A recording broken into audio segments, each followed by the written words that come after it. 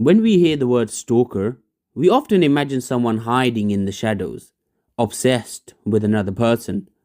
But behind this dramatic image lies a complicated psychological issue. Stalking involves attachment problems, distorted thinking, and a desperate need for control and validation.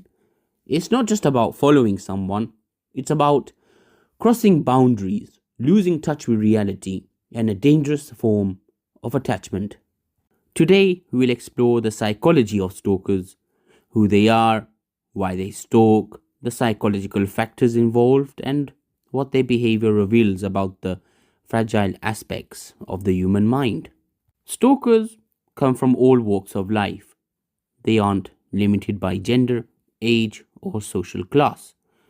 Although research shows that most stalkers are male and often target females, however, women can also stalk, and same gender stalking happens too. Dr. J. Reed Milloy, a leading expert on stalking, divides stalkers into several types based on their motivations. The first being rejected stalkers, and they pursue someone after a relationship ends, unable to accept the rejection. Then we have resentful stalkers who seek revenge for a wrong they believe was done to them. We also have intimacy seekers who think they are meant to be with the victim, even if the victim doesn't feel the same. We also have incompetent suitors who try to form a relationship but struggle socially. And then, of course, the last one are predatory stalkers who stalk with the intent of committing sexual assault.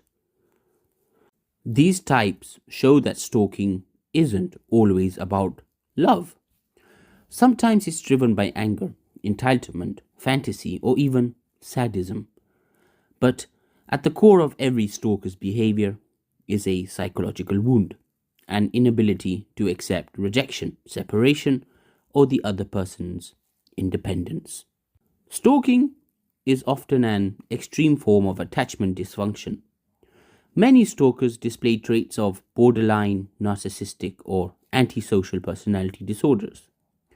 Their emotions are intense, unstable, and often driven by a fear of abandonment or a belief in their own importance. We also have three dynamics, those being borderline dynamics, narcissistic dynamics, and antisocial dynamics. With borderline dynamics, the stalker sees the target as essential. Any distance causes panic and anger. Rejection feels like destruction for them.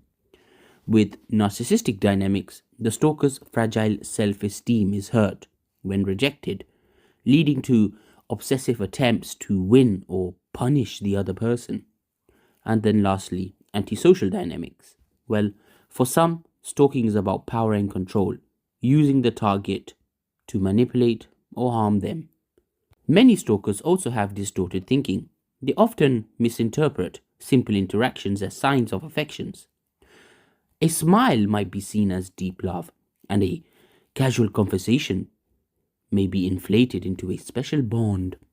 Psychologists call this erotomania, a disorder where a person believes someone, often of higher status, secretly loves them. Ultimately, stalkers struggle to accept reality.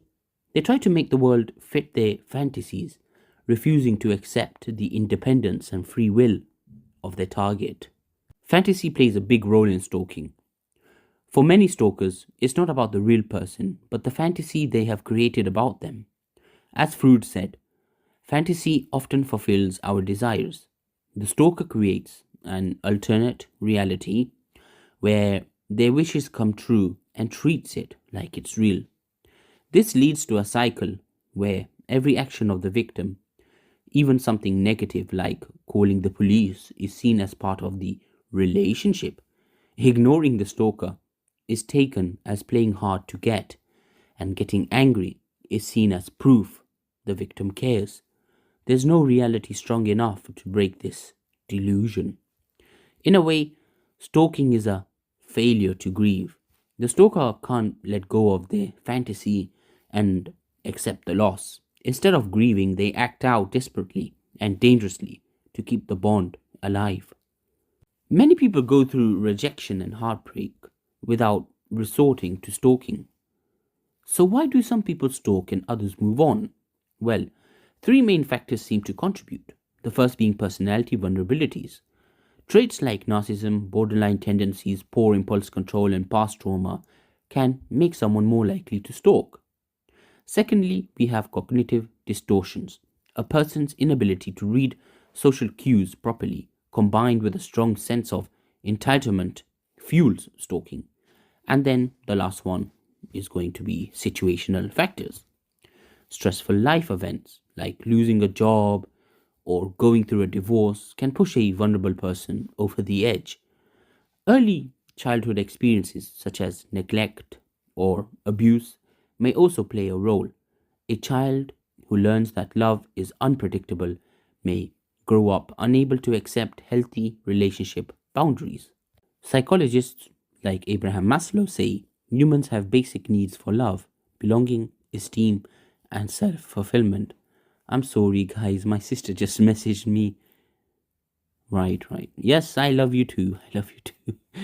Okay, stalking distorts these needs in a harmful way. So, as we were saying, psychologists like Abraham Maslow, he says humans have basic needs for love, belonging, esteem, and self fulfillment, and that stalking distorts these needs in a harmful way. Instead of seeking mutual love, the stalker seeks control. Rather than building self esteem through achievements, they demand attention from someone else. Instead of realizing their full potential, they become consumed by obsession. Jacques Lacan, a psychoanalyst, said, "Desire is the desire of the other," meaning we often want not just an object, but the acknowledgement of others. In stalking, this desire for validation becomes unhealthy, hurting both the stalker and the victim. Treatment for stalkers is difficult. Cognitive behavioral therapy, or CBT, and exploring early attachment wounds can sometimes help.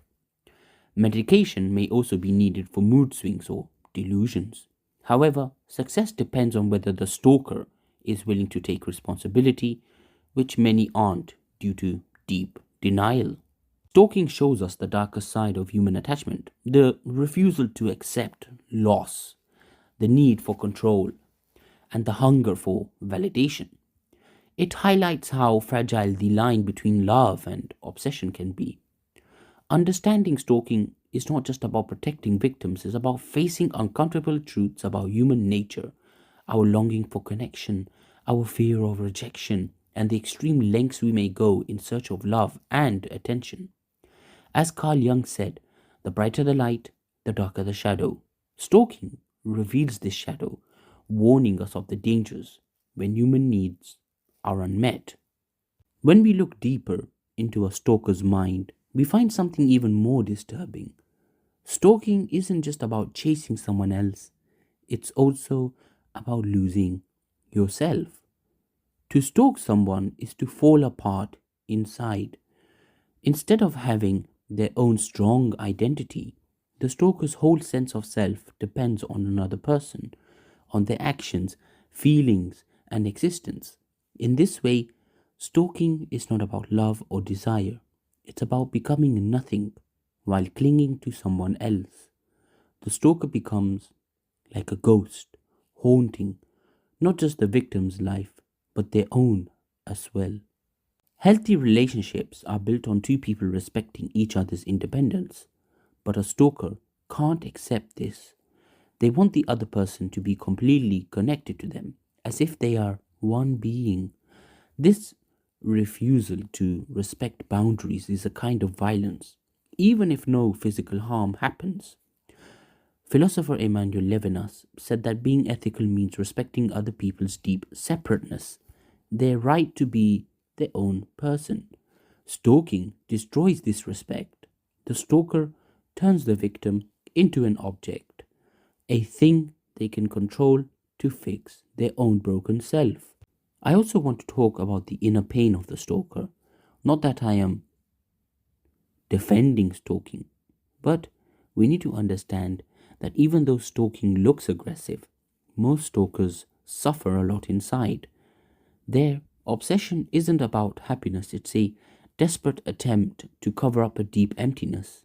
Many stalkers have old emotional wounds, often from childhood, like neglect, abandonment, or emotional abuse. They never built a strong sense of self. Their identity feels unstable, so they always need attention from others to feel real. Stalking becomes a way to survive emotionally. Any attention from the victim, even anger or hatred, is better than feeling invisible. French philosopher Jean Paul Sartre once said, "Hell is other people." For the stalker, other people are both heaven and hell, the only hope for happiness and the cause of endless suffering.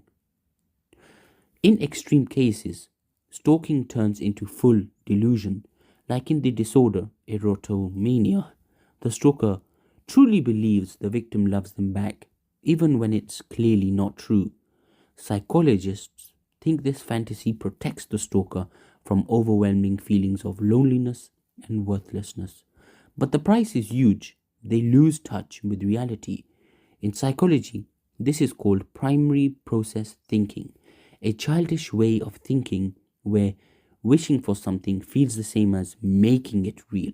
Trapped in this mental state, the stalker acts as if their dreams are facts. From this view, stalking isn't just bad behavior, it's a total breakdown of the adult mind into a childish, dreamlike world where anything you imagine must be true. It's no coincidence that stalking is more common today. Technology, social media, and modern city life have made it easy to watch people without them knowing. Now you can follow someone's life, their photos, updates, and activities without ever speaking to them, which is why today I want to introduce the sponsor for this video. Yeah, there's no sponsors. Boo hoo. Anyways, as I was saying, in a way, stalking is just a sick version of something normal today. We all watch others online and we all create imaginary connections with celebrities, influencers, and even people we barely know. The stalker just takes this too far, to a terrifying level. Stalking isn't just a personal flaw, it shows something deeper, how lonely, disconnected, and desperate for real human connection modern life has made us. At its deepest level, stalking is about fear, fear of being nothing. The stalker can't bear the emptiness inside them. They can't face the fact that each of us is alone inside our own mind. Philosopher Soren Kierkegaard said, "The greatest hazard of all, losing one's self, can occur very quietly in the world, as if it were nothing at all." Stalkers lose themselves in other people. They try to erase their own loneliness by forcing a connection that can never be real. But the harder they chase the dream, the more isolated they become. Philosopher Jacques Lacan explained that human desire is always about the desire of the other, not just wanting the other person, but needing them to notice and recognize us. In stalking, this need for recognition becomes extreme. The stalker doesn't want love, they want proof they exist. Stalking at its core is a desperate scream. See me! Notice me! Make me real! And when the victim refuses, as they must, the stalker's fragile sense of self falls apart again, often into anger, despair, or deeper fantasy. When we study stalking, we face some of the darkest truths about being human. Our deep need for connection and our fear of rejection, our longing to be seen and our terror of being invisible, our wish to completely connect with someone else and the heartbreak that it's impossible.